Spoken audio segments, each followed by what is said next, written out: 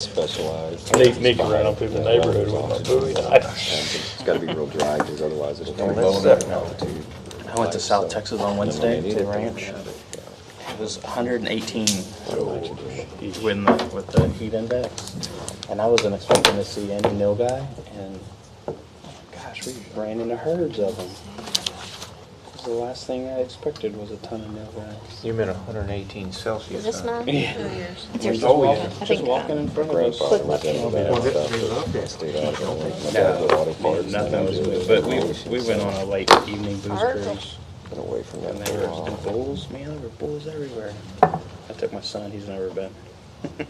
Was he loving it? Oh, yeah. World War II. Said you can That's shoot, cool. you can shoot a pig, but we never saw a pig. But we saw no guy. Then in the Normally morning, it's that. yeah. And then we wake up in the morning, I go to the lodge to get a cup of coffee, and there's 3 huge pigs under the feeder. Yeah, you don't have to do Right that. in camp. Line or anything. All the guns are I would packed. say here. Since everybody's so far away, Present. raise your hand. You could just say everybody's here. It's like, let me shoot a nail guy. I said, not there yet. We'll just note you really when people are You're absent. not there yet. What did they say? Like out of something. You'll just say, looks like everybody's here with the exception of Ranch, and I was like, so not and there so. yet. You're For the record, notate. It separates the different things, kind of distill at different Let me make temperatures. sure. So you get nitrogen, oxygen, argon. Whenever you're ready. That's 3 major gases in the atmosphere. Amazing. I heard they can make actual fuel out of the air. So they have these carbon extractors, so they extract the carbon. It always gets so quiet in here, like somebody's in trouble. Somehow by freezing it down and stuff. 'Cause we're live. And then they add the nitrogen to it. That's why. Can we be friendly? And then they It's because we're have live, nobody wants to. actual fuel for cars. So you got the carbon in There's very little of that in the atmosphere, though.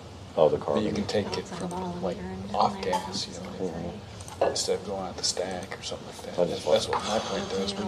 We take off gas from down, and we take the stripped hydrogen out of it, and we give it back to them, Whenever you're ready. Go. the bad stuff. All right, the time is now 6 p.m. and we'll call this meeting to order.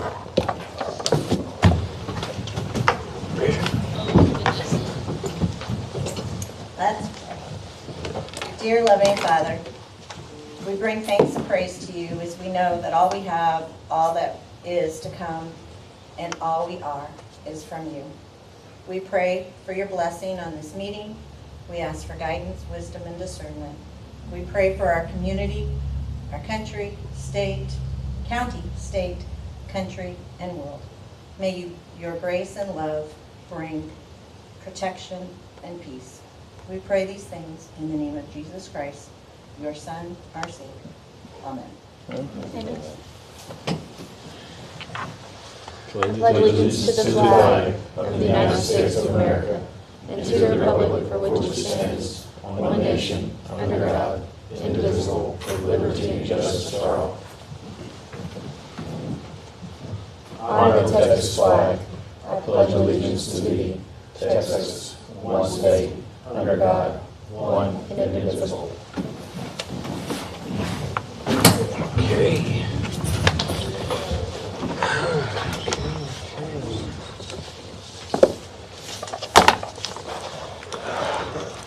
Appears that everybody is present, so let this meeting keep going. Do we have a paper for that? Okay.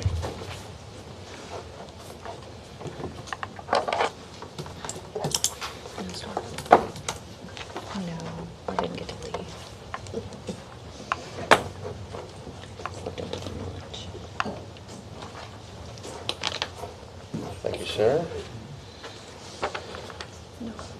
Okay, we don't have any public comments at this time. You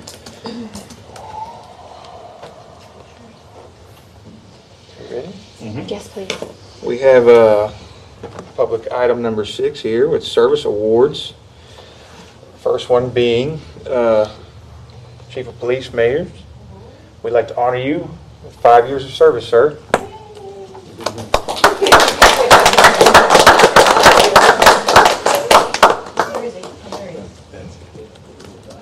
This was that rice, so. You don't get any cards, sorry. She's right. speeding ticket too. Thank you. We would also like to recognize Ms. Kimberly Mayer for Executive Director of Keep Richwood Beautiful. Thank you very much. Any more mayors that want to come forward, please do so.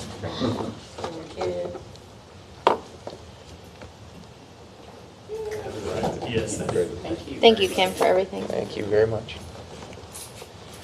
I've heard a lot of good things about chief of police. Okay, moving on to consent agenda. Item A, remove former mayor Steve Boykin and add current mayor Michael Durham as signer at First National Bank of Lake Jackson. Just read through them all. Okay. B would be minutes from regular meeting held May 15th, 2023.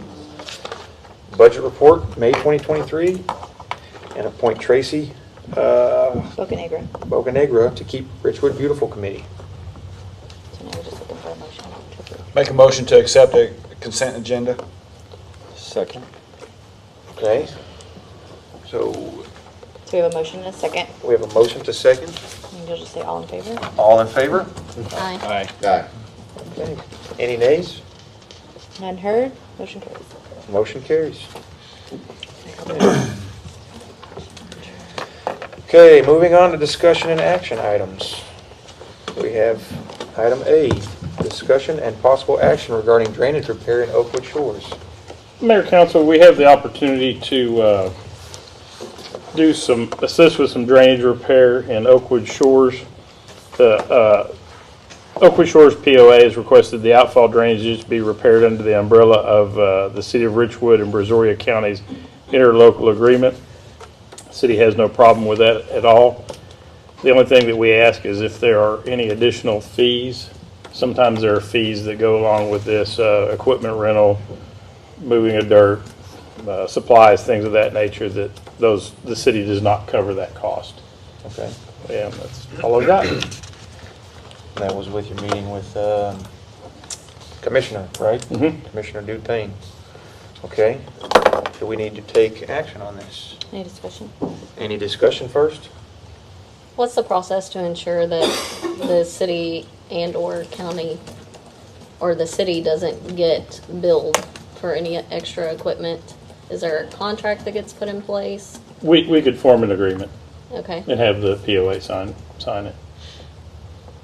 I'm just curious, what's the reason for the request in the first place? Because this is supposed to be the responsibility of the POA, correct? That is correct. We are allowed, the city of Richwood is allowed a certain amount of repairs per year through the umbrella agreement, through the interlocal agreement. And what the city is basically doing is saying that that will be our portion of the agreement, just to help Oakwood Shores out with that agreement. It's a very long, 1,600 feet. I think it was 1,700 linear feet. Yeah. We have to assume that it's one of the main outfall ditches, from my understanding, that the cost would be extremely high.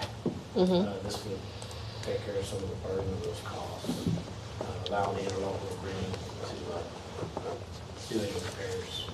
And there is a benefit to both us and the county, the city of Richwood as a whole.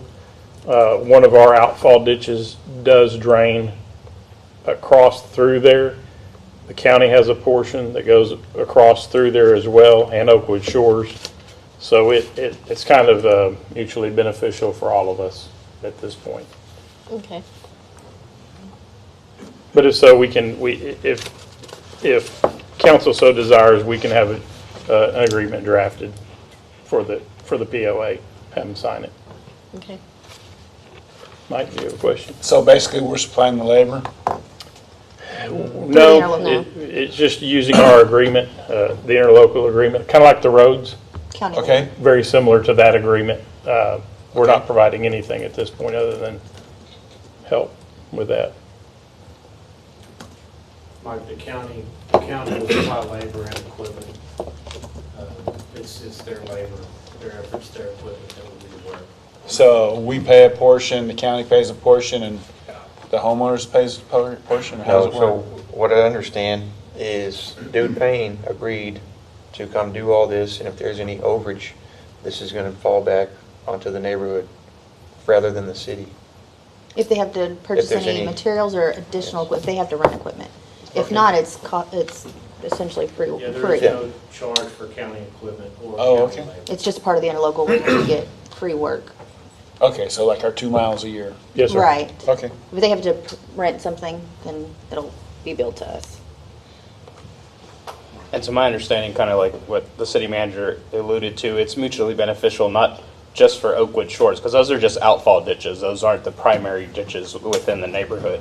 That's a whole separate cost. These are main outfall drainage ditches that the city drains into, the county drains into, that runs into Oakwood Shores, that gets the flow of water, not only from the county, but from the city of Richwood and all the major infrastructure improvements that we've done, the millions of dollars that we spent to get that water out. So if we spent all this money upstream and it gets clogged downstream, it's kind of like, why did we spend all this money upstream if it's not going to drain out? So Dude Payne saw the value in it, and he understands, wow, we have to clear the last portion of it, so everything and all the improvements we've done throughout the county and cities flows. Yeah, I see it as a win-win for everybody. I had, if you don't mind, I'd spent some time reviewing an old land survey. I'm not allowed to, I guess, put it in, but I'll just tell you how it is. It's a survey from Missouri County, Texas. And I can agree with you, Rory, about the benefit for the whole city, because it does seem like from this aerial footage that there's a main artery that goes out to Bastrop Bayou from Richwood, town center. So yeah, I could definitely see a benefit, mutually benefit, just for that one day. I think it's a great investment, not only like how we did 5 years ago when we were talking here 6 years ago. What is the growth of Richwood to generate a bigger tax base revenue? There's not a lot of commercial. There is a neighborhood that provides a big tax revenue base in their homes that have gone up substantially, that we've seen in the past 5 years has brought in. It used to be 25% of the city's tax revenue. Now I believe it's, we can crunch the numbers, but I'm pretty sure it's a lot more now. But this would just help further attract more people into that area for more growth and revenue for the city, for all of Cliff's machines that he needs. But I definitely agree with the contract. I've been there before where someone says that they're going to pay for something and then someone else gets stuck with a bill. So I think that we need to be Yeah, safe definitely and as a secure city, in that we have to regard. cover our tails to say, hey, anything that the county says is excess, that's where the check is written, not here. Is that the outflow ditch? That's the one right here? No. It's not. It's right here on Further back 2004. Off 2004.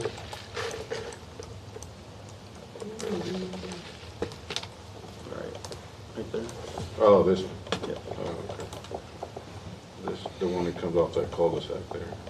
Correct. So that one, and that goes, Just follow it up and it'll hit okay. cuts. And then Then you goes, so that whole ditch, is that it? Or just part of it? I don't know the specifics of it. The whole ditch from 2004 to the bayou The will bayou, be redone. Okay. And that helps the flow Yeah. get to where it needs to go. I know It's everything's an extensive piece of work. Is there anything that needs to be done as far as studies or anything to affect now? We're not changing the shape or size of it, we're just moving it back to grade. Yeah, the flow line is established, it just needs to be, probably just needs to be corrected to ensure efficiency of flow. Yeah. Probably low spots, high spots as time goes on, siltation, so. Yeah. Now, do we know if any certain properties will be significantly impacted by this? Nope. The easement should cover it. There should be plenty of room to roll track hose through there. I'm gonna walk it with the county, probably sometime next week, just to ensure. I think the width of those easements back there is 75 feet, I believe. They're pretty extensive. Should be good. There might be some tree limbs altered, Oh, yes. a couple of tree limbs torn down or something like that. But nothing, I don't think is gonna get into private property or outside the easement bound. Does the city have any place for all the discharge? Can it be used within the city? Yeah, That's removed. we do, but the county will They talked probably about truck it. needing it. They use quite a bit of it. Oh, I know. Yeah, they'll probably truck it to one of their yards, precinct 1 or 2. But they talked about maybe needing it at other locations to fill in, Okay. correct? Yeah. Along that Yeah, drainage. and the washouts, I believe Yeah. a lot of it. They might need to move it over. Yeah. Okay. I just didn't want to see that go to waste either. So does anyone wish to make a motion on this at this time? I'm just wondering, Cliff is saying he's still gonna walk it. Are we still in a discovery phase or what? I don't know the history on this, so. I just want to make sure that I'm seeing the same things as the county, and the questions that you're asking can be answered with some sort of confidence, that we're not going to get outside easements, that the equipment that they have can get the job done, or if we can determine that they're going to need rental equipment before we start. Just kind of get a comprehensive overview of the whole situation with the county, understand timelines, labor needs.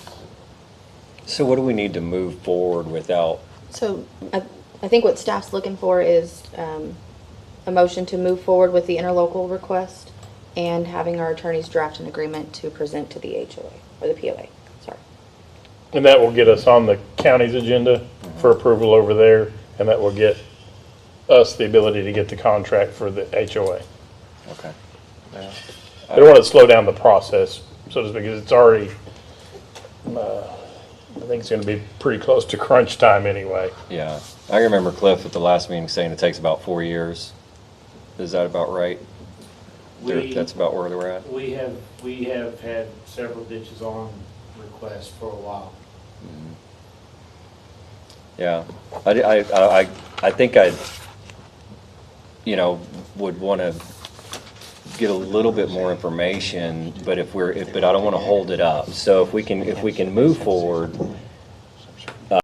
as into more of this discovery phase, I'd be okay with making that motion to a point to where we could still back out if we have we find out that one of the residents, one of the lots is going to be significantly impacted, that there's still the ability to rewind or back out of it. Is that a possibility, or? Absolutely. Okay. And I can include it in a weekly update or something like that. Is there any other specifics besides impact to residents?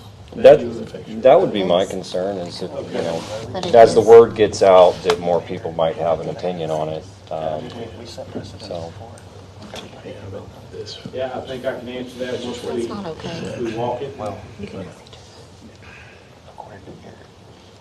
One concern I was just making sure those, that drainage culverts, amberjack, there's culverts there and all that, so hopefully all that can handle. If you're cleaning out those ditches and more water comes through there, you don't want to wash that. I don't know what they have there now. It looks just like culverts, so I guess. Yeah, and most of this is not, I don't think we're getting into reshaping slopes or anything like that. We're just reestablishing flow line. So anything that comes up the culverts, they'll shoot elevations and excavate accordingly. They do it for us all the time when they can. I mean, so yeah, it's a very run-of-the-mill process for us. I'd like to make a motion to approve the drainage repair at Oakwood Shores and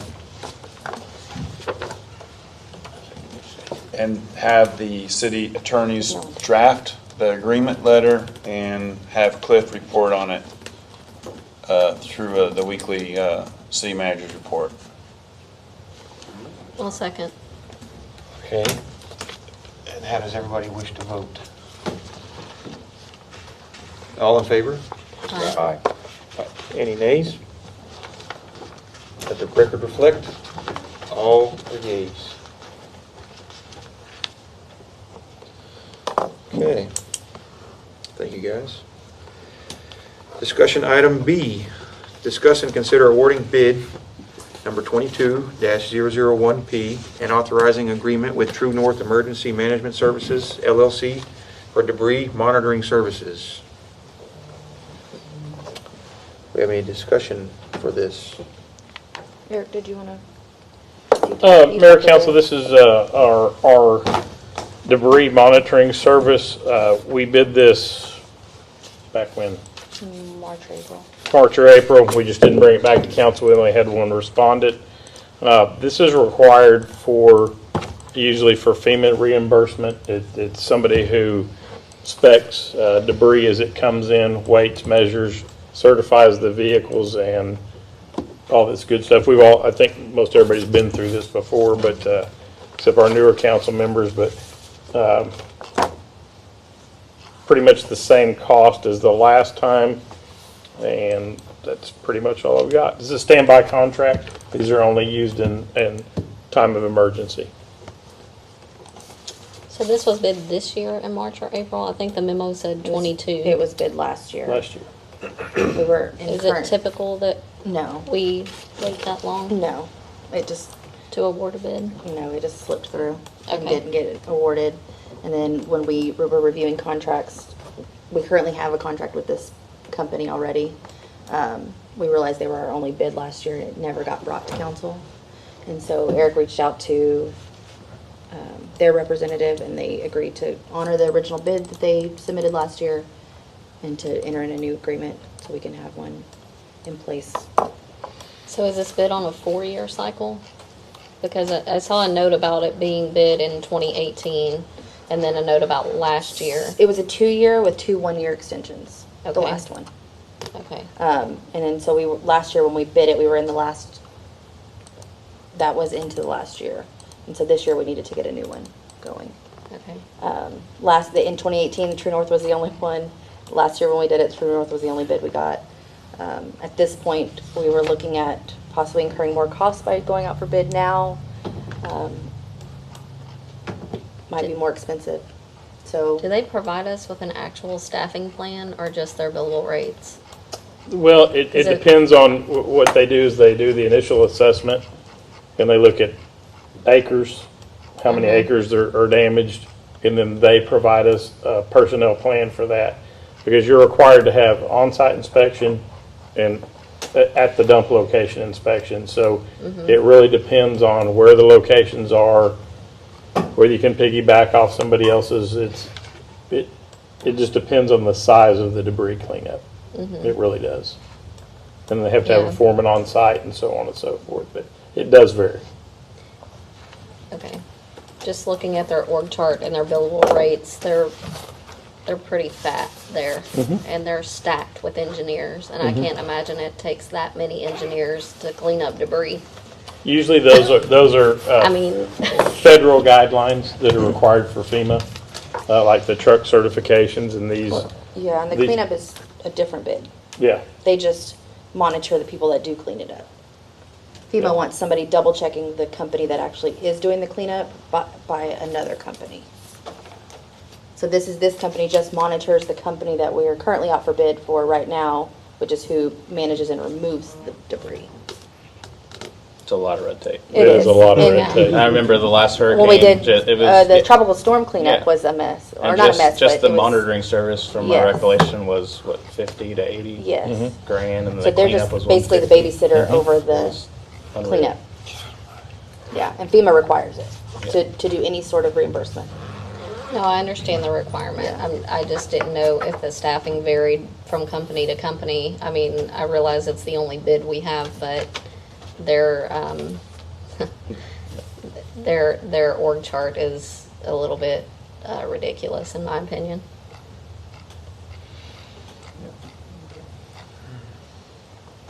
And I'm assuming it's T&M contract if we need their services? Okay. This storm's brewing right now. Yeah. Literally. Yeah. And then hopefully we will Back to get back. the other bid done in July for cleanup. Okay. And we typically award those like before hurricane season, I guess, in a normal In preparation, yeah. case. Okay. This won't affect us anyway with FEMA, I assume, huh? They're not gonna come back and say like, oh, you didn't No. have one in place before. No, we're actually doing this to clean Okay. it up for FEMA, so that if they ever come in, we could say, council did approve the bid. I know sometimes There's no they real like deadline on deadlines that. and all They don't that stuff. expire, I guess is the way to say it. If we had just awarded an agreement and then not award the bid, then FEMA might. I'd like to make a motion to award bid number 22-001P, authorize an agreement with True North Emergency Management Services LLC for debris monitoring services. Second. Got a second? All in favor? Aye. Let the record reflect, the motion carries.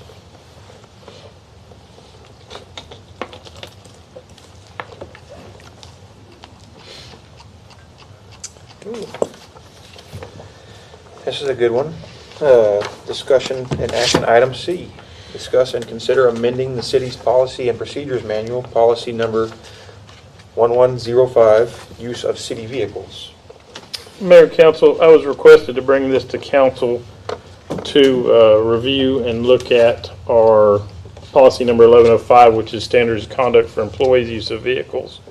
And Councilmember Johnson did provide a template for what he was looking at as well. And I'd just like to open this up for discussion.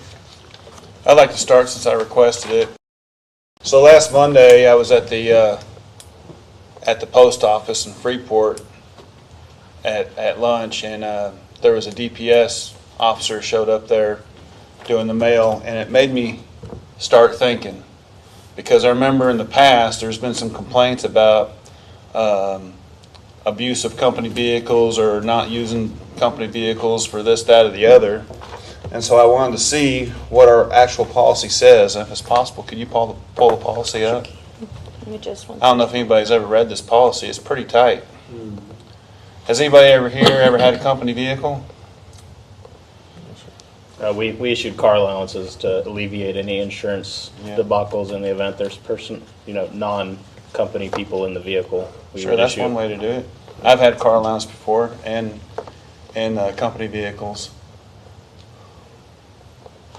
But if, it's a fairly short policy. So number one, accidents involving have to be reported. Number two, city vehicles are under no circumstances to be used any time for personal use or any personal errands. So right there, number two, we issue vehicles for people to drive home to and from work with the expectation that they're on call 24/7, right? But they can't stop off at the post office. They can't stop off, go get lunch someplace. Or if it limits to Richwood, how many restaurants are in Richwood? 3? So, they can't go to Lake Jackson, go get lunch at Lake Jackson. They're abusing the vehicle policy if they go get lunch at the whatever, Chili's or something. So it's really tight. No city vehicle will be operated by an employee who does not have a proper license. That's common sense, right? No riders or occupants are permitted in city vehicles except those authorized by the department head. If operating the city's, all that. And then you got these, the take-home vehicle policy, only department heads, the public works foreman, providing lives in a 1 mile radius of City Hall. The employees that live within city limits may take home vehicles authorized by the department head and approved by city manager. Must be used for city business, must only be used for city business, may not have civilian rider unless it pertains to city business. So there, you got this vehicle, you're supposed to run around and you can't pick your kid up from school. I think the policy is too tight. And, I put a draft there, and I know that Eric put a draft out there, and I think that we should change it so that we allow these people that we issue these vehicles to have them some freedoms. And, one way that we can ensure that it gets done properly is, mileage reports, monthly mileage reports. I've had to do that before. You're talking about the insurance and things like that. There was different ways. One company I used to work for, they'd pay me once a year, they'd pay me $800, and then they would tax that $800, and they'd pull it right back out of my paycheck. So I paid tax on that vehicle once a year. But another company, my personal miles, I was paid for my personal miles and taxed again, and then that pay was taken back out, so I paid taxes on my personal miles.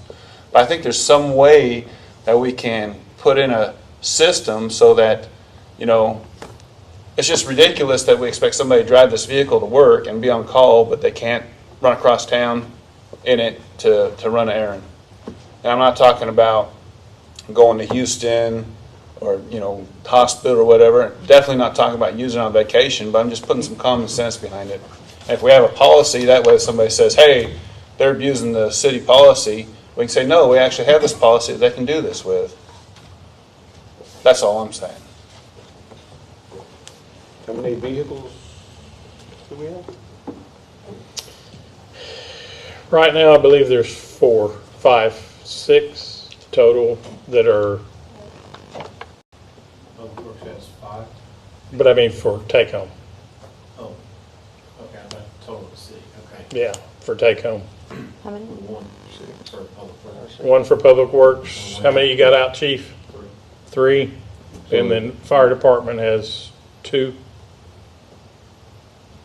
So the PD takes they actually take the police car I home, think we right? manage the fire departments. How many? We don't own those vehicles. I'm sorry, I didn't hear that. How many cops take their cars home? 3? 2. 2, or 3 including me. Three. I think definitely from the aspect of a police patrol car, it adds a certain level of safety to the neighborhood, so wherever they're at in the city. The only question I have, you would have to really check with the insurance to see what they will or will not cover in the event that you are doing something that's non-business related in a business vehicle. It can get really... What's a point for discussion? So Yeah. maybe we give the city manager permission to look into it Yeah, I mean... you and would come have up to- with a policy. Yeah. And I think, I see like take-home vehicles or when you're assigned a vehicle or a company vehicle, that's for company use. If I had a company vehicle and I need to go to Home Depot and buy a lumber, I have a truck. I'm going to take my truck. I'm not going to take a company truck to go buy lumber or go buy, you know, a pallet of mulch. So there's that clear distinction on when do you say, well, I'm on call. Well, we're all on call to the city. We're all public. You know, we are for the public. So, and the insurance thing just kind of, we definitely have to look into that because I would hate to somebody takes their kid to a soccer game on a Saturday morning and they get broadsided in a city vehicle. Now we have, you know, multiple things racking up that could have been circumvented. But no, I agree with you. I mean, take-home vehicles are great, and tracking personal mileage is one way to do it. I just looking for the best interest and protection of the city when it comes to insurance. Having, you know, we said earlier no civilian riders, but then it's crossed through. So I don't know which one is it. Are we allowing civilian riders? Or are we not allowing civilian riders? I'm sorry, the edits with the handwriting is Councilman Johnson's Okay. edits, his request. Yeah, if you look I up thought on it the was screen, gonna, you've I got thought it the would show policy. you my naming Yeah. of the item, and it doesn't. So this edit is what was That was just some presented. stuff, and then I put that. This one is just policy as it stands. There's definitely an honor system whenever you're driving around a company asset that has high expectations that you're going to be responsible. I would imagine that we have some sort of driving record checks and stuff like that before we. Well, it would be Yeah, quite we do that. expensive if you didn't, you know, get someone with a bad driving record. You'll find out real quick when your premium goes up I significantly. was just laughing because the majority of them are in the police department. Oh, Everybody's checked before they're hired for sure. yeah. I understand where you're coming from about having a take-home work vehicle and it's a privilege. And the examples you gave, though, none of those come at a taxpayer expense. So we're still talking about taxpayer dollars for the equipment and the fuel. Is that correct? Yeah. And the liability. And the liability. So I think there is a little bit room for some movement in the policy. I just think that we should be careful about how much movement we give there. Yeah, I think elaborating, like, you know, during operating hours or outside of operating hours going home, those examples that you gave to pick up your kid, or, that we all have lives outside of this. I just think when we open the floodgates of, hey, you can let civilian riders ride in and just write your personal mileage down once a month, or it can turn into a slippery slope, and then, the taxpayers' expense as well. We're looking for our taxpayers' best interest and regards of those funds, so. To me, clearly, the policy, the way it stands, is too tight. So, like I say again, Eric, maybe Eric take this and with all the input that all the council members are giving, try to draft something.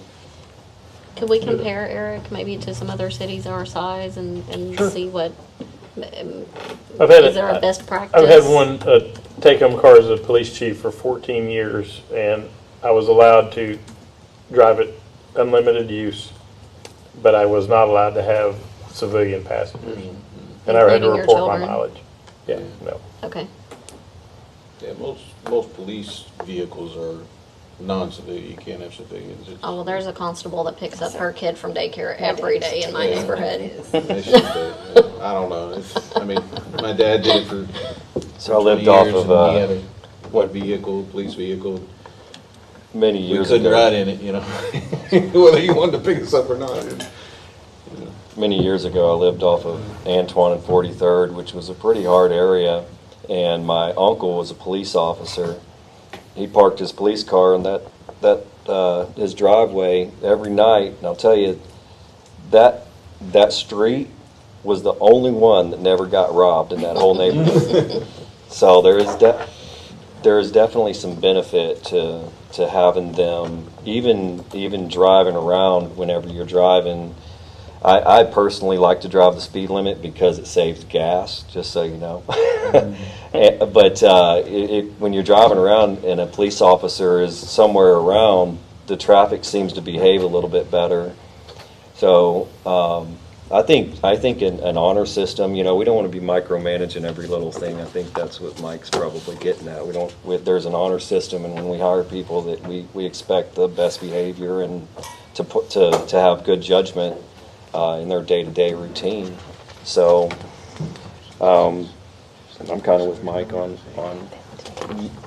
protecting the liability. Obviously, if there's anything that we can do as far as additionally insured or something like that, then yeah, I would say let's go for that. But What about subsection H? You mentioned Mike and Mike both mentioned, I think Rory did as well.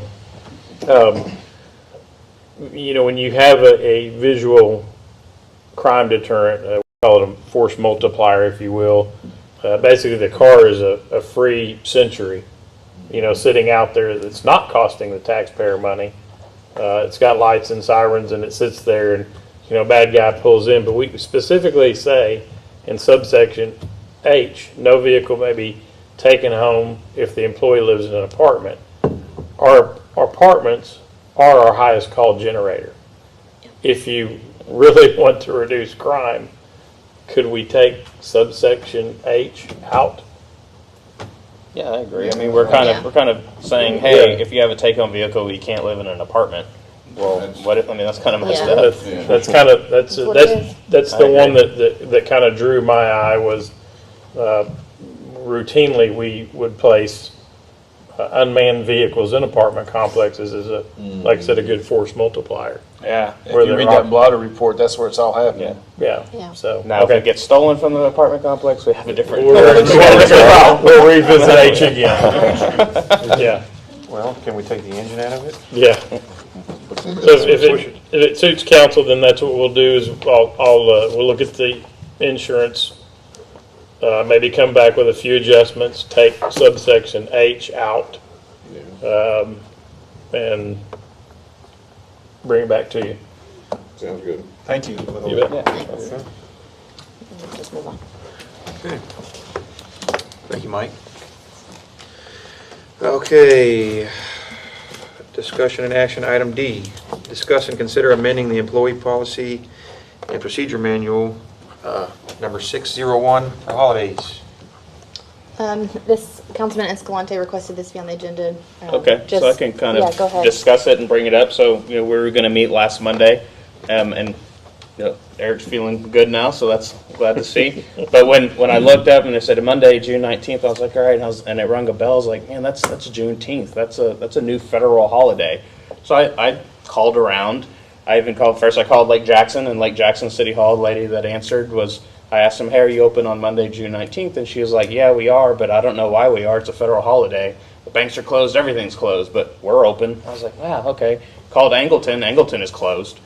So I'm proposing, it's a newly installed federal holiday that we kind of mirror what the federal and the state is doing and give our city employees and the city as well, the federal holidays and state holidays that our state recognizes. So, and I asked Kristen to put it on the agenda and just seeing what y'all think about it. So I've included the current policy of council adopted holidays. I've included the Texas Government Code of what the state recognizes as a national holiday and then what the state recognizes as a state holiday, and then they have optional holiday, which we we take Good Friday here. And then this is just a .gov U.S. federal sites list of the federal holidays. And I think one thing to point out, kind of like the last time this was updated from the city was March 2015. The new federal holiday was approved in June of 2021. I don't know how the state government code works, but I know it probably takes a while to get them to update their codes as well. I don't know when the last the effective date was on the state code, but I'm sure we could even bring that up to our local state representative to be like, hey, when is the state code going to mirror the federal code that was recently updated? I think the state lists the national holidays as holidays that are recognized by all of the states. And so that's why the state just addresses Emancipation Day, because it's not yet recognized as a state holiday across the nation, even though it is a federal holiday. I think that's where those differentiate between a national holiday and a federal holiday. Yeah, 'cause I know there's a lot of states. But the state did adopt it, I think, shortly after the feds did. Yeah. So how many more days are going to be recognized versus what is currently recognized? We're talking 20 more days? One. Oh, I thought you said 20. I'm like, okay. Yeah, that's why I wasn't clear about if we trying to Councilman recognize Escalante was more than- proposing all of the state holidays Okay. that we don't recognize, or just adding Just Emancipation Day or June 19th. Juneteenth, yes. Our position, Mayor, as employees, is we will take any holiday.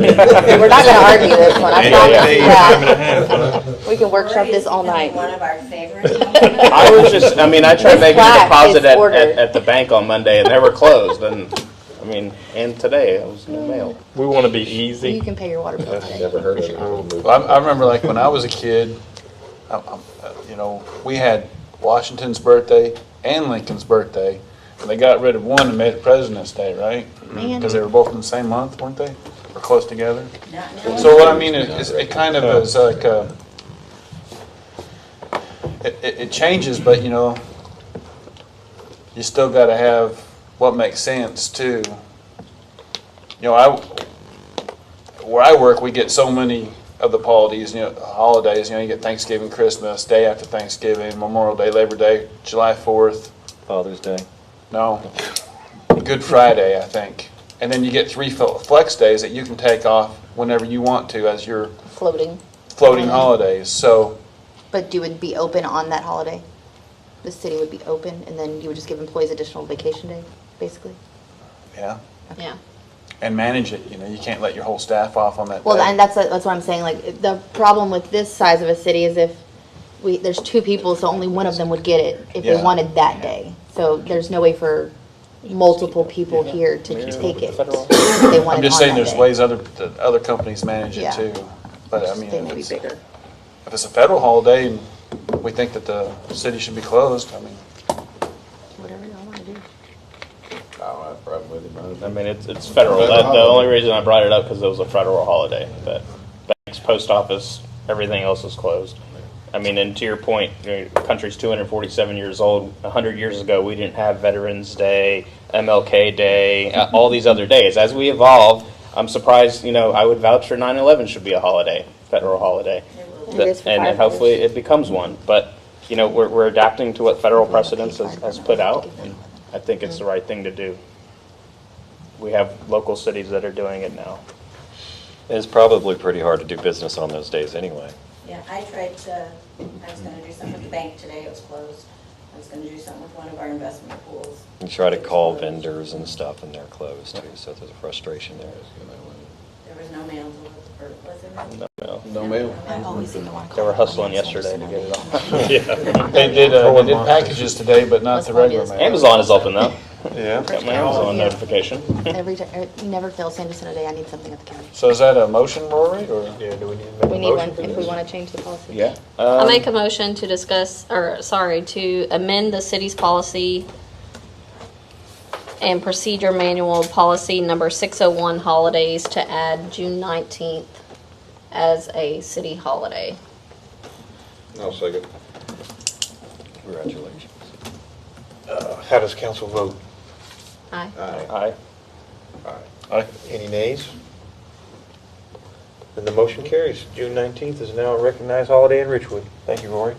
Thanks, Rory. This council session is closed. We get double pay for today. Oh, yeah, it's overtime. y'all. Starting next year. Too late. This council's done. Good wording, Jeremy. Okay, discussion and action items E. Discussion and possible action regarding replacement of equipment for public works, and I think we know who's gonna come up and talk.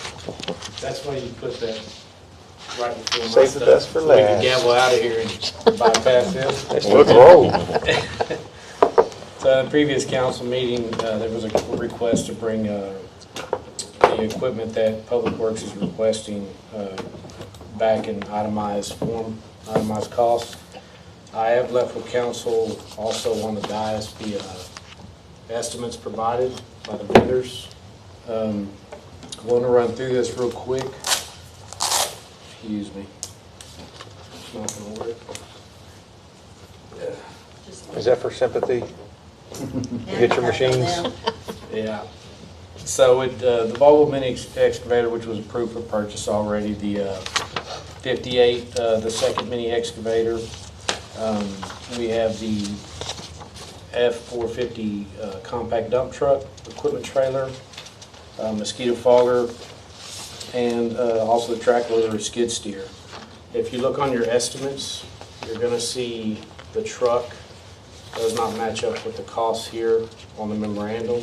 That's because we did not have the estimate in hand. The original estimate came from online estimates that we got. So What's the difference in the two, the online and the actual? it was about 20,000. Okay. And so total cost, not considering the 20,000 reduction for the truck, came in at 394, 213.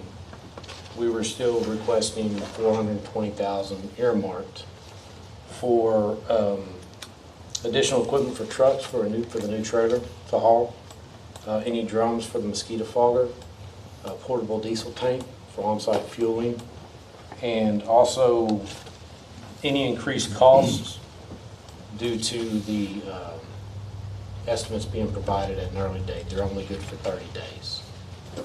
We don't know if there are going to be. It's just a contingency plan if there are. So we don't have to come back and do this again.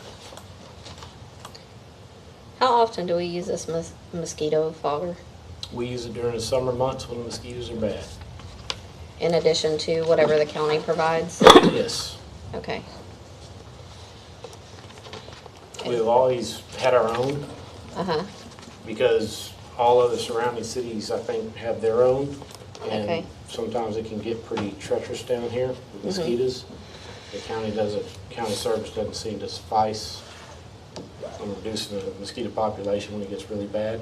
Okay. So, and our ability to respond to those requests has gotten less and less with this older fogger. Is ours the one that makes the big fog, or is that the county? No, that's ours. Okay. And that fogger is actually designed more for agricultural application. If you've seen the fog that comes out of it, it's really somewhat of a hazard. If we get close to the highways, it is. It's blinding. So this is a cold fog or more of a mist like Jackson would use. It's not the heavy fog that's going to blind you and you start running into folks. It works better. It works great. It does. It really does. But But yeah, you can't be outside when you come by. yeah. Yeah. And so we're requesting council, if you wish to approve this, to approve the purchase of this specific equipment with a not to exceed amount, and then we will come back at a later date with a budget amendment that illustrated. Cliff, on the 500-gallon portable transfer tank, is that vehicle? I'm sure it's not vehicle mounted. Is it stationary? No, it's, And is it? So after the diesel spill we had, I mean, is there like secondary containment, or are we gonna put it in a berm just so we don't, in the event that somebody hits it with a forklift or backs into it? I know we had that big diesel spill. yes, sir, it's double walled for that Okay, reason. perfect. Yeah, it's double walled for that reason, and the 500 gallons, my understanding, is where you need to be for it to be portable and not have the secondary containment with the concrete wall and everything like that. And also, keeping that on site, it's critical to be able to fuel our equipment. That's hard to run to a service station to fill. And also during disaster. Or Now, is that gonna be placed on just a hard surface like concrete or caliche? yes, or- it's okay. probably going to be placed within the shop. Okay, Because good. there is hooked into electricity right there, so it's covered from the weather Okay. and stuff like that. Easy, but still easily accessible to fuel our equipment.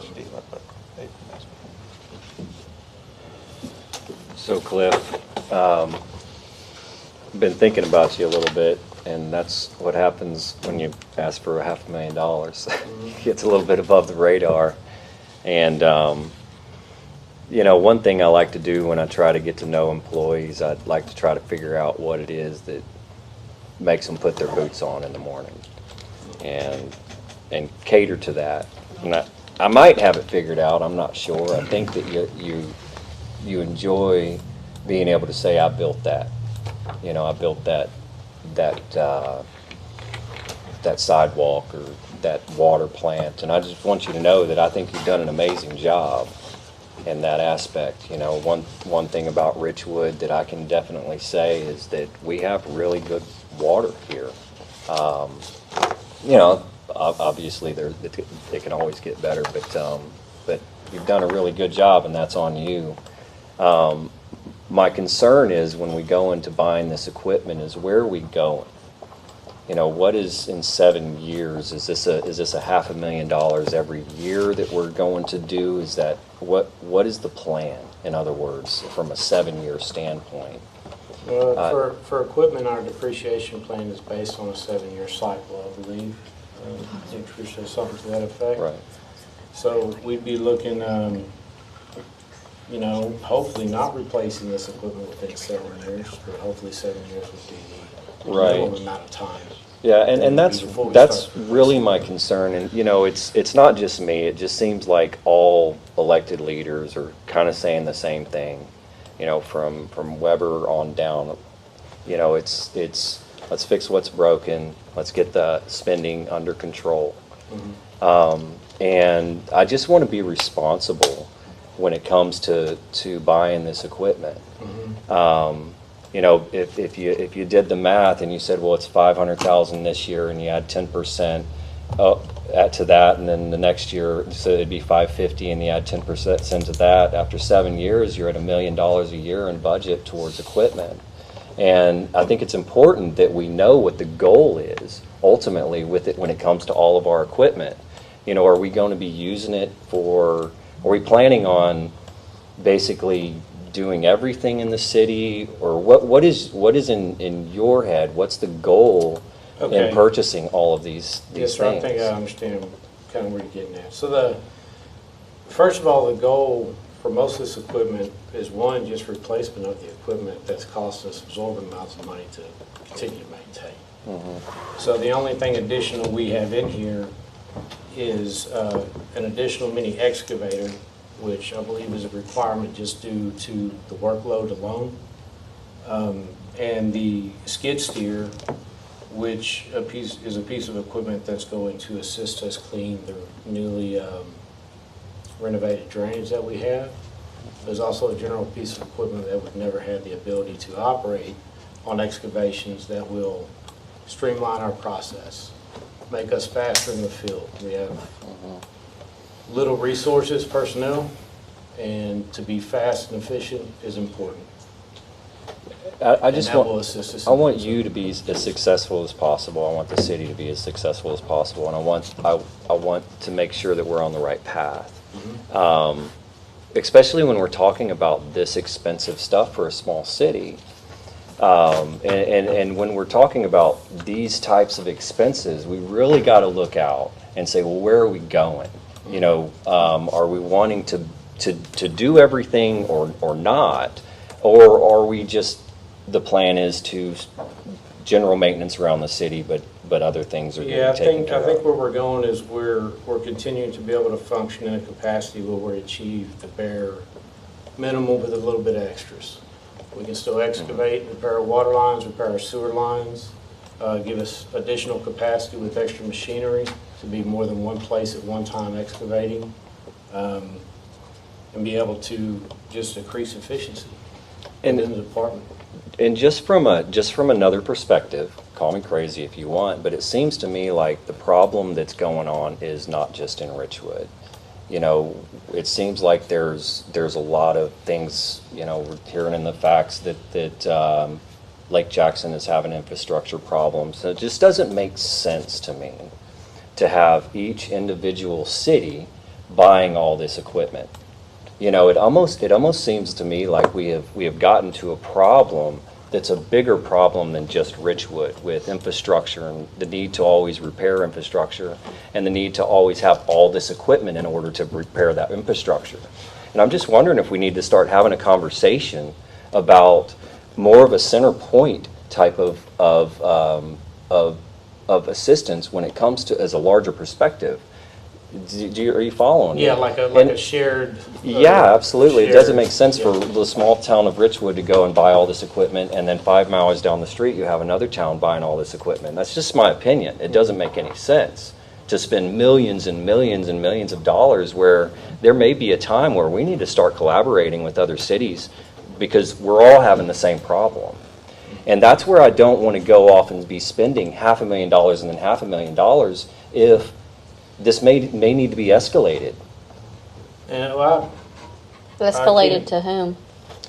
I don't know. I mean, where do you draw the line, I guess would be the question. If you have every city having the same problem when it comes to infrastructure and equipment, then it keeps going up the chain.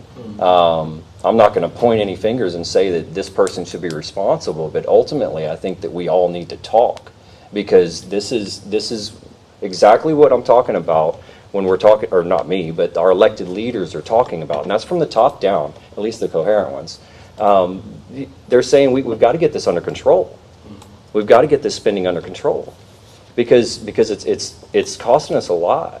You know, I think that my latest figure right now is 11.67% of what the average person in this city is paying towards local property taxes of their gross income. So, and I'm not saying let's not bring in the revenue to the city, but I'm saying if we're going to bring this in, maybe we could be spending it on other stuff instead of everybody buying other things. And that's just my opinion. I'd love to talk about it more, and that's kind of my holdup on going and spending $500,000 right now. Because another thing is that I see that the equipment is old out there. And I honestly, I want you to have a Ford F-550. I think that would be great, but at the same time, do we have the ability to maintain all of this equipment that we're buying? Do we have training for all of this equipment that we're using? It just seems like a really, really large project to go in and buy all this stuff. So the ability to maintain, I think that's probably one of the reasons why we're discussing this, because the ability to maintain most of what we have now is getting outside of our hands. I got a question for you. Yes, sir. You're asking for all these certain pieces of equipment to be replaced. Do you have a total inventory sheet that lists each piece of our equipment, larger than, I don't know, $5,000, something like that, in the state that's in, and when you're forecast that it should be replaced? Because you're not going to ask for $500,000 every year. Maybe this year you're asking for a bunch because we've got a bunch that's failing. But do we have any that's good? Yeah, we do. So that's a good thing, right? So, I mean, would it be possible to put together a spreadsheet and say, these are the assets that we have and maintain, and these are the ones, you got the depreciation cycle, 3, 4, 5, whatever, that need to be replaced now because we're spending too much on the repairs? And also, is there a future for this piece of equipment? Do we have to have this piece of equipment to keep going, or can we do away with it? And also, do we need additional equipment to get the job done? Okay, right now we're having to rent this thing 6 months out of the year. We would save money if we went ahead and bought one, something like that. So have a little bit more of a management system behind it. Mm-hmm. Would that be possible?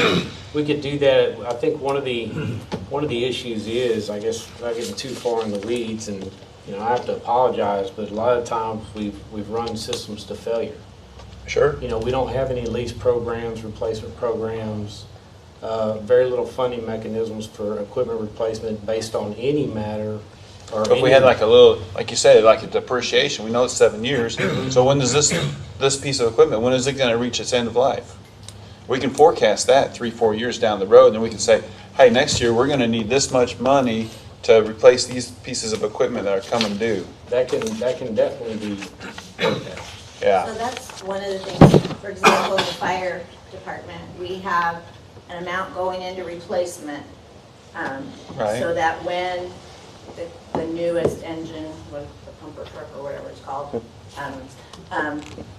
it has a life of 10 years. So at the end of that 10 years, we will have enough money in replacement to pretty much, depending on where prices go, pay for a new one without having to. Right now, we're paying on it. We have discussed some that we need to, we are putting money into replacement for equipment and vehicles. That did not start until this current administration started working on things. So Sure. We've only been putting into replacement for 3 years. We don't have an adequate amount in there to replace this equipment. So we're going to sit down, as you said, look at the equipment and make sure we're funding the replacement adequately so that we get to a point where we don't have to incur debt to replace. In the past, I believe that they would need a piece of equipment and they would find one that would make it. They wouldn't buy quality or, the best for what they needed to do. They would buy one that would work. We're paying for that now. And then with Cliff, we tease him that all he ever does is ask for money, but he's actually so tight he leaks sometimes. I mean, he gets every drop out of this equipment that can possibly be. He just, because there was no replacement put into place and because they bought really kind of inferior equipment in the past, he has this load right now. This is really the first equipment he's bought since I've been here in 3 years. Right, so I've been sitting in this chair for 5 years now. Yeah. And this is the first time you've come with $500,000. But some of these people have not been sitting in this chair for Right. 5 years. So the first time they come to council, I hear, $500,000, please. It's kind of a hard pill to swallow. If you had some sort of And this forecast or is something not- like that, it would explain stuff to them and anybody outside Let's see where what we're doing. depreciation And if, and schedule applies, to yeah, Mike's point, if we got a piece of equipment, and I know you do this, if we got a piece of equipment that's going to sit in the barn for 11 months out of the year, that's something that we'd be better off renting. Sure. Yeah. One of the things I think Mike brings up a valid point that Mr. Challenger, it looks like there's infrastructure failing everywhere. This is a perpetual, never-ending, since time began. You will never, there is not a forever pipe, there's not a forever valve, there's not a forever anything in this city. So you go in circles, and you chase your tail constantly. That's just the way it is. Where we have seen, or where I have seen we have underfunded some of our repairs infrastructure-wise, and that's common in cities. They do that. They go as long as they can, but then those repairs are even more expensive because you have to double down on those repairs. Then we utilize equipment that is not the right size to do the job, and we stress that machine, and then we blow it up. We actually blew up, but we don't want to buy another excavator. We don't have an excavator right now. It blew up. It's a daily user. It's not like it sits there and just gets pulled out. So understanding that this repair cycle, it's a forever thing in this business. We're always going to be doing it. We'll never get out of it. You can manage it through expectation and preventative maintenance, but as of right now, we don't even do preventative maintenance. We just don't have that kind of budget, the manpower. But an interesting point we bring up is, we were talking about this afternoon, Cliff used to have 9 people. Hit a staff of 9 people. How many do you have now? 6. How many are? The city's growing and we're going backwards. But we are relying more on the equipment to do some of those jobs, so it's crucial. But yeah, I think that's a concept that council has to understand, or should understand, is that this is it's never going to stop. Mike's been here forever. Mike will tell you it doesn't stop. But the equipment, we've got 3 choices. We can rent, we can lease, or we can own. And when you talk about co-ops or cooperative working agreements or whatever, most of your bigger cities don't want to share. Yeah. Because then it's who broke the equipment out in the yard. Priority. Who gets Who the uses priority, it, and cost sharing. smaller stuff, high-tech stuff, cameras, chemicals, equipment, stuff like that. We do have some cooperative agreements with some people already in place. We've got gentlemen's agreements on other things, but the equipment we're asking for right now, dump truck and the excavators, we need ourselves. It's mission critical. Yeah. Can I just make sure I understand the numbers, Cliff? So, last council meeting, the request was for a total of $420,000. And the $20,000 is so that essentially it's $440,000 because of the $20,000 adder, right? Right. Because of the real invoice. Right now. And Okay. Yes. And then we've already purchased and approved the $72,465 for the mini excavator. So that should leave us with a total of $367,535. You purchased the 113,420. Yes. The first one highlighted, the That's been 58. purchased, right? I'm seeing a $72,465. That's the second one. There's 2. It says approved for purchase. The 72,465 is the base machine cost, but when you add in Oh, everything, each highlighted item? Oh, no. we actually purchased $113,000. Is there a total somewhere on this Because that everything came says? with it. Yes. Is it just all of the highlighted items? Yes, it's the highlighted items. All added all together? Base machine Right, we costs, spent 113. warranty, necessary attachments, digging Yeah. buckets. Okay. And that's what's lined out on your memorandum. Can you give me the total for that? Oh, my God. Yeah, 113,422. Okay, so we have $326,578 remaining that you're requesting, correct? Okay. And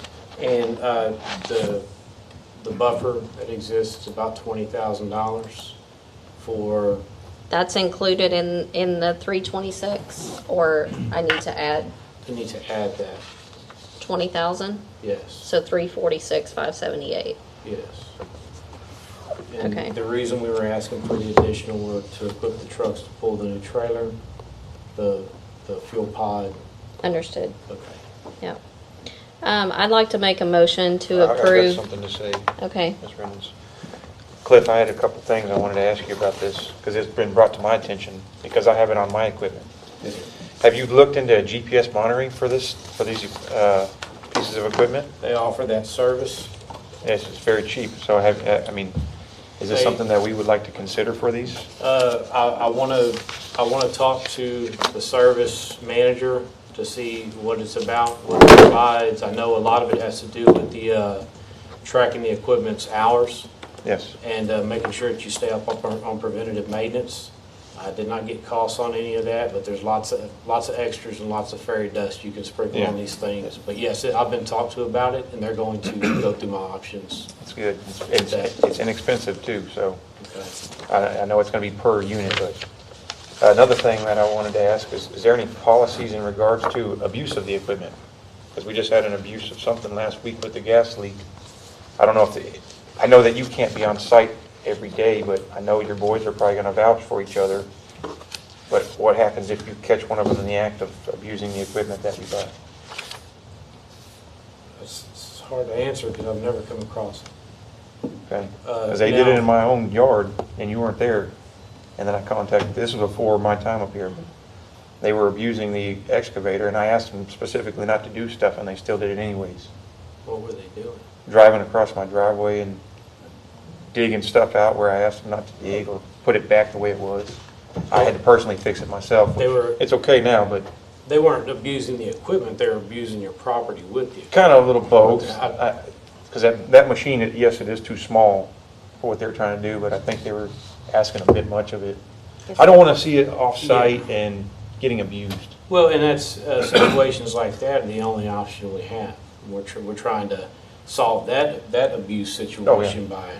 Getting this. Yes, correct. I But just didn't know if there was anything else. If you roll up on them at a job site and they're doing something they're not supposed to with the equipment, whether that be anything, tearing tree limbs down or yeah, digging I a would ditch out or think that something. there would be there would be documentation. There would be a write-up if necessary. If there's anything real stupid, there would be Because you can cause a lot of damage very quickly with that stuff. Absolutely. I just wanted to make sure. I'd like to kind of follow up on what you're talking about, Mayor. We are getting a little off. When in agenda. aviation, We're way off This is, agenda. if we're talking about personnel and how we handle no, personnel. no, This this is It has related. to be regarding the purchase of the That's equipment. fine. Okay. It We're off does topic. regard the purchase of the, Okay. just to be clear.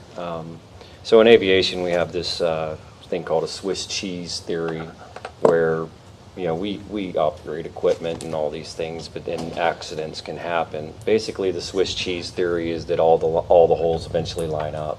So it's important that we all know each other's responsibilities. For instance, the equipment operator knows their responsibility, the supervisor knows their responsibility, the mayor knows their responsibility. So that, because if those responsibilities aren't filled, then that makes it more likely that those that issues can happen. So equipment is very dangerous, and it's. I guess one of the main questions in regard to this is, do we have people qualified to operate this equipment?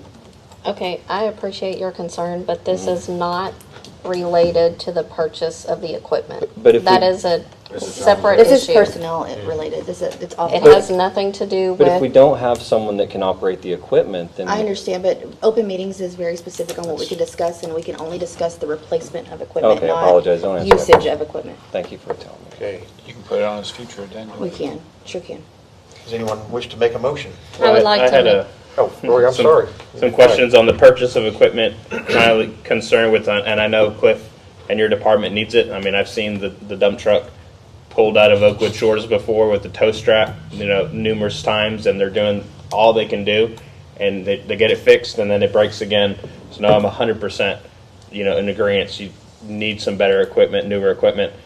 New equipment comes with a cost. It usually comes with higher insurance premiums. So I'm just thinking from a budgetary standpoint, how much will this help, or not help, but will this impact our insurance premiums with new, nice, state-of-the-art, good equipment? That's just my only concern, so that we can factor that cost in as well into our budget that we'll be doing budget sessions here I haven't soon. gotten any estimates on insurance yet. Okay. for our general liability. In the scheme of things, this is pretty minor in our coverage. I mean, we have millions of dollars of coverage, so I don't see it adding Do y'all line item each more revenue. piece of equipment, or do you do like a bulk It's amount? by department, just. It's just an amount, right? Yeah. Okay, that's usually how they Yeah, base the rate. so- I was just factoring that in. I mean, I'm 100% in, supporting new equipment because I know you need it. Just factoring in, just throwing it out there, factoring in the additional insurance on next year's budget as well. We'll definitely look at that, Rory. Oh yeah, and the repairs are probably going to offset Probably that offset the difference. tenfold. I would Yep. bet. Yeah, usually Yeah. with Less headache for Hey, hey. Cliff. Okay. And with new equipment, that my only suggestion would be, we've had some theft and from Momentum just down the road. Equipment is a hot item of being stolen.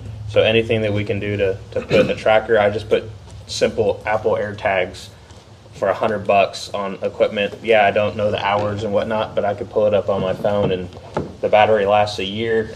Batteries are about $2 at Buc-ee's a piece, and at least and you put it in a nice hidden spot that people don't know where it's at, and then you can at least see where your equipment is in the event that does happen. Or graveside bases. Or graveside bases, like how they caught the people at Richwood. I mean, that was Yeah. awesome. Can't believe that. That's all I did. Thank you. Well, does anyone wish to make a motion now?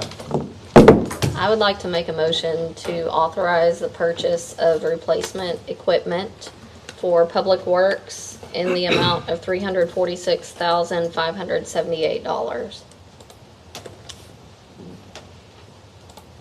Is there anyone to second this? A second. Okay. All in favor of purchasing Cliff's new toys? Aye. Aye. Aye. Are there any nays? And the motion carries. Thank you very much. I'd still like to see the inventory sheet and depreciation forecast. We'll do. We'll do it. Don't drink the mosquito juice. Okay, so we don't have anything on In M. my house, it's not Richwood, but Council gets first dibs on that stuff. Okay. Capital improvements projects update. So on our North Water plant, I'll try to report a little bit on this on the weekly reports. Get some specifics, or getting a little bit more specific. The well contractor is waiting on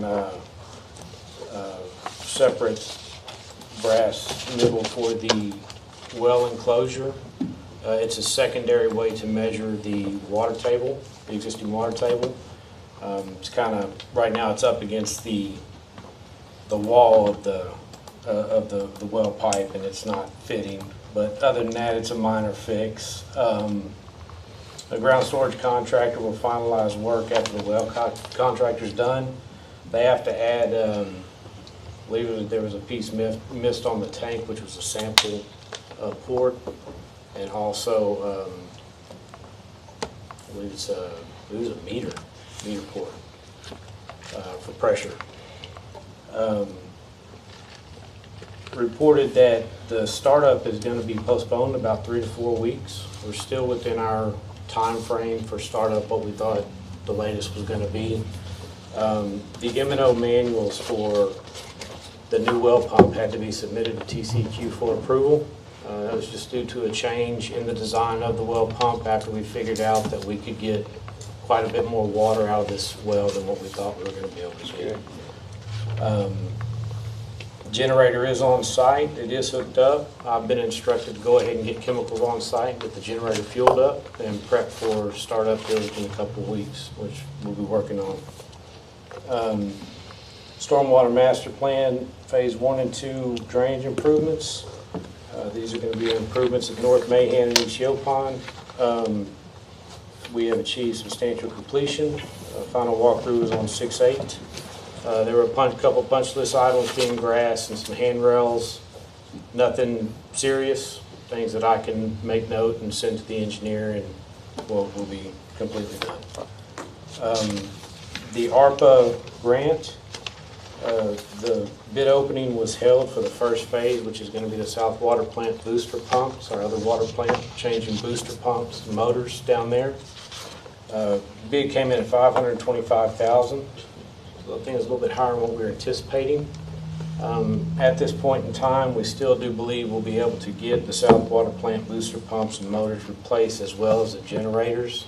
Is that all four? Isn't there four down there? There's three. Three. So that's all three of them. Yes, sir, all three, and an enclosure around it. They're not changing any of the electrical or anything like that. It's Just pretty, the pumps. pretty straightforward changeover.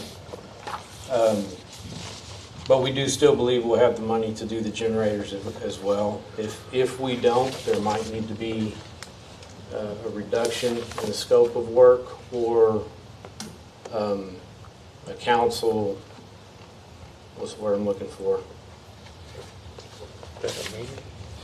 Promise?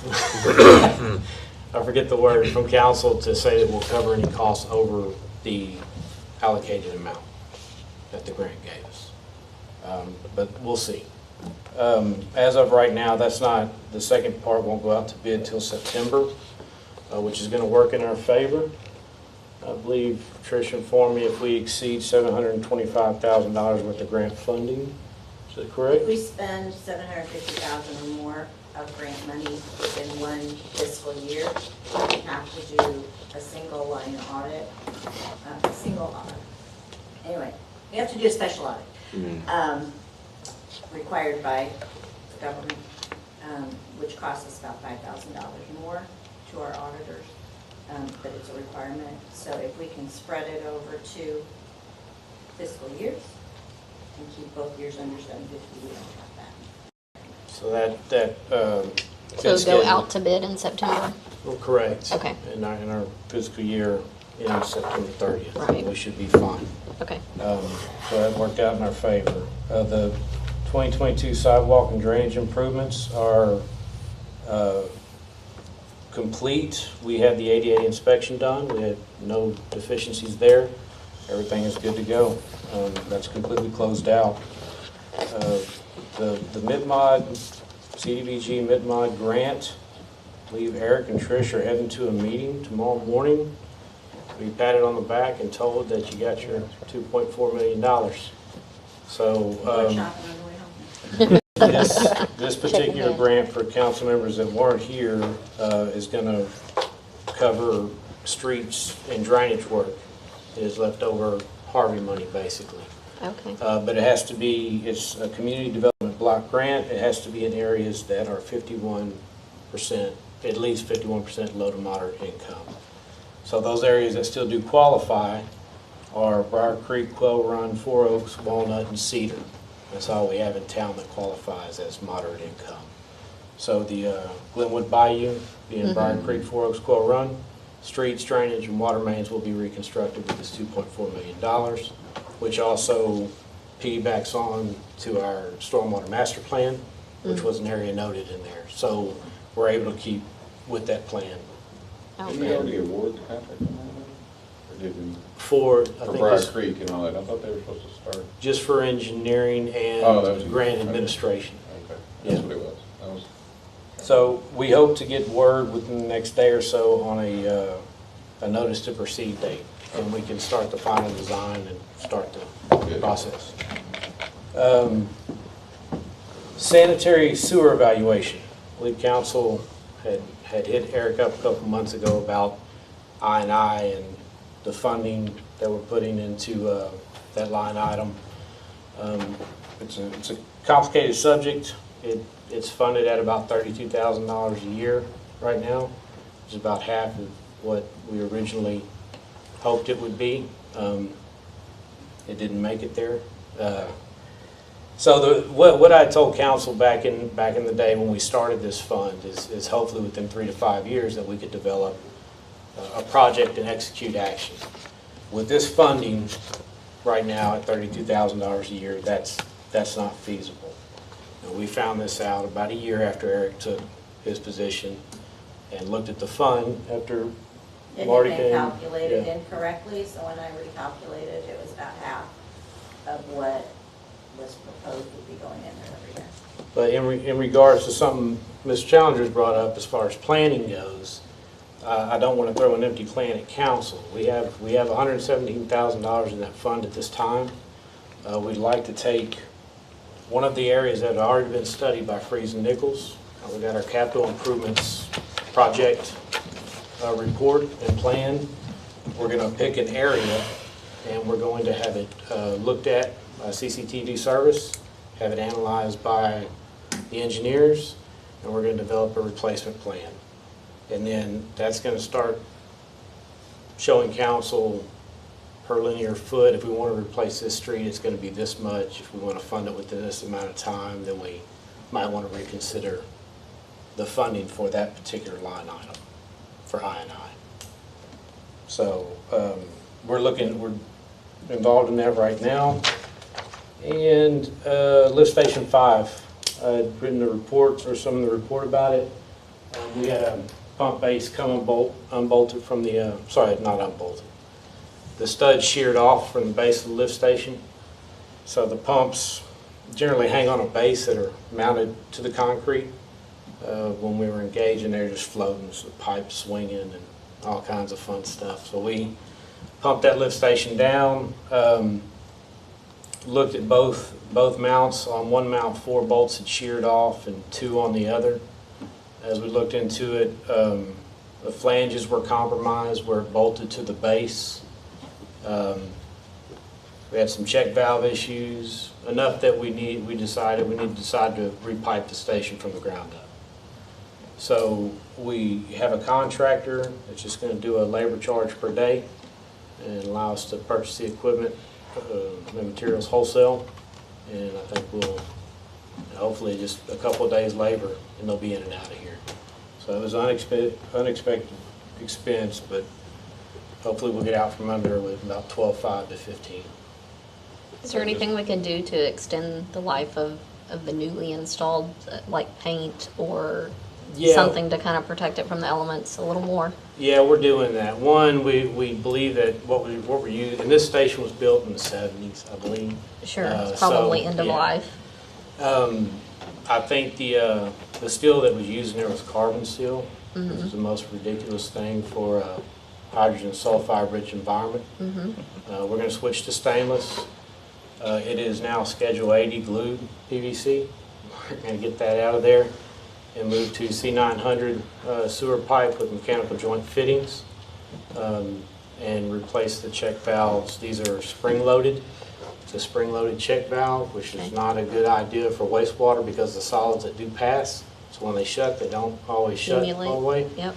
So we're going to change that to flat valves, replace our gate valves. So I think we made a lot of decisions for the betterment of the longevity of at least the piping. Structural at one point in time would have to be dealt with, but I think that's many, many years down the road. It's a pretty solid station.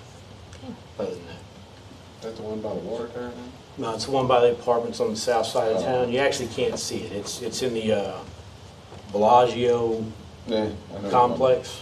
Yeah. And that's all I have. Thank you, Fred. Okay.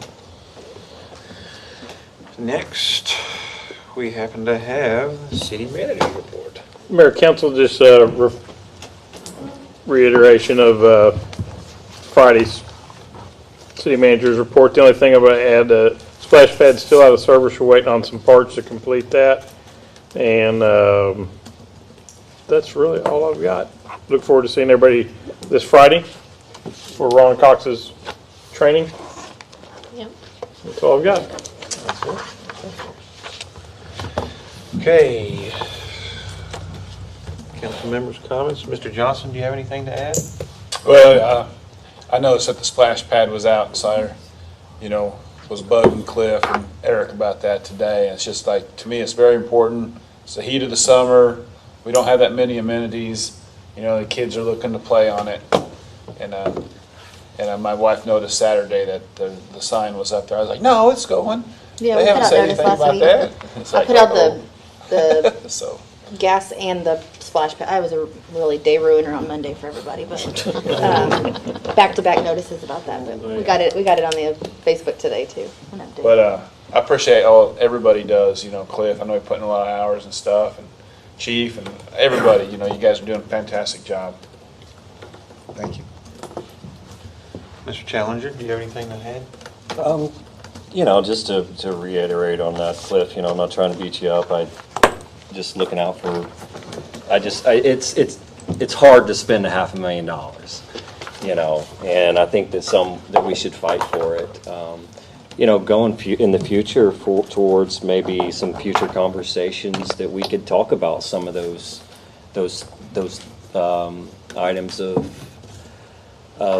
roles and responsibilities, and you know, what is the 7 years plan for Public Works? I think we're going to cover some of that Friday evening. Yeah. Oh, good. So, Yeah. is that all? Thank you, sir. Mrs. Reynolds? I know we had a moment at the beginning of the meeting to recognize Kimberly Mayer for her contributions to KRB. I just would like to say again how much she is appreciated. There's a ton of things that KRB does to impact the community that wouldn't have been possible without her contributions and her passion for what she does. So thank you again. We're not really letting you go, Yeah.